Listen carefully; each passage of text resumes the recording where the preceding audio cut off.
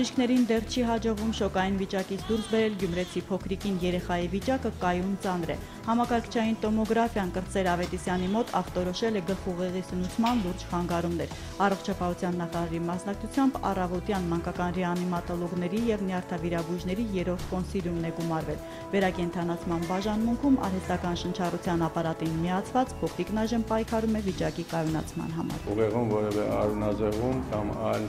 օրգանական փոփոխություն, որը պահանջի շտապ վիրահատական միջամտություն չկա, երեխայի մոտ շարունակվում է հակաուղեղի հայտուցային բուժման ամբողջ կոմպլեքս թերապիան։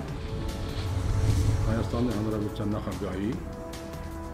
եւ կառավարության դիրքորոշումը հետեւյալն է. անել ամեն ինչ եւ հավանաբար այդպես էլ կարվի, որպեսզի սակագների հետ կապված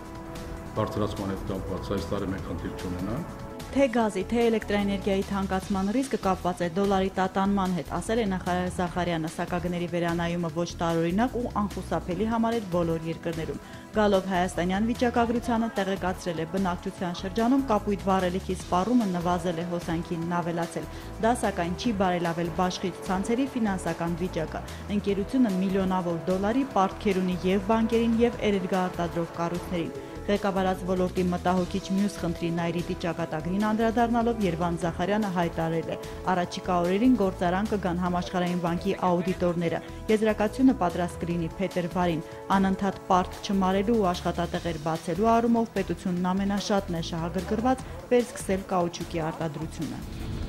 Հայաստանի համախառն ներքին արդյունքը 2015 թվականին կաճի 3,3%-ով տնտեսական աճի ավելի վաղ հայտնի ցուցանիշից 1,7%-ով պակաս։ Հրապարակված հունվարյան զեկույցում կանխատեսում է Համաշխարհային բանկը։ Միջազգային ֆինանսական կառույցի փորձագետները նվազեցրել են գրեթե բոլոր երկրների սպասվող տվյալները։ Պատճառը բորսաներում նավթի եւ հումքային մյուս ապրանքների համատարած էժանացումն է, Եվրոպայում ֆինանսական խնդիրները, ԱՊՀ գոտում, Ուկրաինայի հակամարտության առաջ բերած տնտեսական դժվարություններն ու Ռուսաստանի սանկցիաները։ Երկու այս պետությունների համար ի դեպ Վաշինգտոնյան զեկույցը տնտեսության միջև 2,9%-անոց անկում է կանխատեսել, ինչը, քանի որ կրճատելու է դաշնությունից դեպի դուրս դրամական փոխանցումները, շղթայաբար տնտեսության պասիվացման է բերելու տրանսֆերներ ստացող երկրներում գրված է զեկույցում։ Վերլուծաբան տնտեսագետների կարծիքով համաշխարհային տնտեսությունը կսկսի վերականգնվել միայն 2016 թվականից։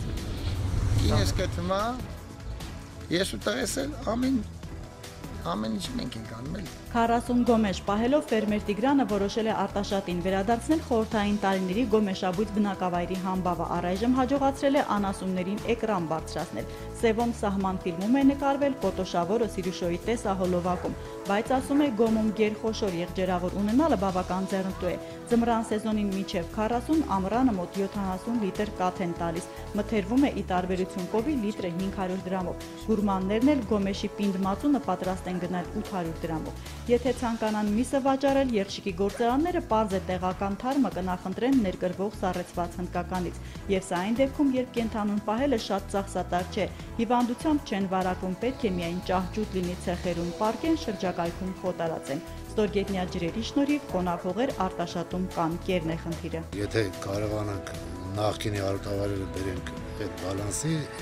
ավելի մեծ անասնաբուժություն կունենանք, ավելի զարգացում կունենանք։ Ոչ ծառերի մեծացած ողբոջները, ոչ էլ ծլած աշնանացան ցորենը նախորդ օրերի սառնամանիքից չեն վնասվել, շրջանառվող խոսակցություններն ու հողի մշակների մտահոգությունն է ցրում agrarային գերատեսչությունը։ Գյուղնախարարության մասնագետները եղել են եւ պտղատու այգիներում եւ արտերում, ցրտահարված ոչինչ այսօրվա դրությամբ չկա, գրված է կառույցի տարածած հաղորդագրությունում։ Վստահեցնում են գյուղատնտես մասնագետները շարունակելու են մշտադիտարկումները, հատուկ ուշադրություն դարձնելով հատկապես ջերմաստիճանի կտրուկ տատանումների ազդեցությանը։ Եռապատկված, քառապատկված հին տուգանքներ ունեցող վարորդներին պետության խոստացած այսպես ասած ամնիստիան մտավ ուժի մեջ, տեղեկացնում է ԴԱՀԿ ծառայությունը։ Խոսքը ճանապարհային երթևեկության խախտումների համար 2012 թվականի հունվարի 1-ից մինչև վերջերս խոշորացող ֆինանսական պատժաչափերի մասին է։ Մեքենատիրոջը չծանուցված զնագնդիկի պես մեծացած վարչական ակտի ամբողջ գումարը չվճարելու համար պետք է առաջիկա 6 ամսում մինչև հուլիսի 9 հասցնել մարել տուգանքի մայր գումարը, ինչից հետո 500 նավտոմատ կարգով կազատվի դրան ավելացած բոլոր տույժերից։ Նրանք, ովքեր ժամանակին վճարել են, բայց համակարգը սխալմամբ ամռանը նորից էր ակտ ուղարկել կամ կալանք դրել բանկային հաշվին, պետք է կարողանան ծառայություն ներկայացնել նախկին վճարման անդորրագիրը։ Մի հայտարարություն էլ ֆինանսների նախարարությունն է տարածել, տեքստում ասվում է. Եթե մաքսային պարտավորությունները չեք հասցրել կատարել ձյան տեղումներից փակված Ստեփանց Մինդա Լարս եւ Նինոց Մինդա Բավրա ավտոճանապարհների պատճառով ու այդ մասին տեղեկացրել եք Հայաստանի մաքսային մարմիններին, վարչական վարույթ չի սկսվի, սկսածները կկարճվեն։ Սա վերաբերում է ամանորյա արձակուրդներին, ռուսական համարանիշի ավտոներով մեր երկիր մտած մեքենայատերերին եւ այս ընթացքում դաշնությունից ավտոճանապարհով ապրանք տեղափոխող տնտեսվարողներին։ Եթե պարզվի ուսուցիչը մեղավոր է մետաղական կախիչով Սևանցի աշակերտի աչքը այն աստիճան վնասելու մեջ, որ երկու վիրահատությունից հետո նույնիսկ երեխայի տեսողությունը չի վերականգնվել, մանկավարժն անպատիժ չի մնա։ Լրատվամիջոցներից մեկի բարձրացրած հարցին արձագանքել է կրթության գիտության նախարարը։ Գեղարքունիքում տեղի ունեցած դպրոցական միջադեպի մասին Արմեն Աշոտյանը խոսել է հանրակրթական հաստատությունների վարկանշման առաջին փորձնական արդյունքները ներկայացնելիս։ Երեխաների գիտելիքներից մինչև ուսուցիչների ակտիվություն ու կրթօջախի կառավարման արդյունավետություն գնահատելով մասնագիտական խումբը հանրապետության 1390 դպրոցները բաժանել է 7 խմբի։ Պատկերն ամբողջությամբ կարելի է տեսնել Schoolrate.ar.medu.am կայքում։ Լավագույնների կեսը մայրաքաղաքային, կեսը մարզային դպրոցներ են։ Մարզային դպրոցների շարքում առաջատարը Գյումրու մի շարք դպրոցներն են։ Երկրորդ տեղում է Լոռու մարզը եւ Սյունիքը։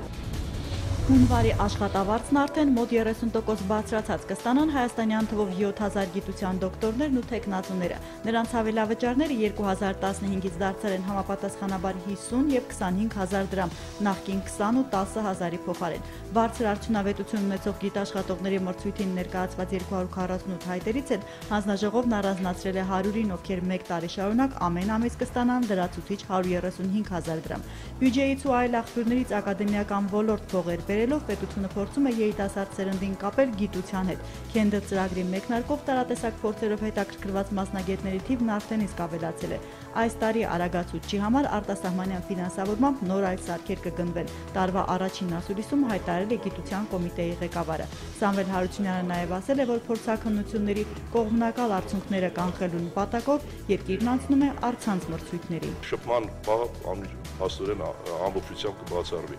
եւ դա կիրականացվի միմիայն առցանց ձևով։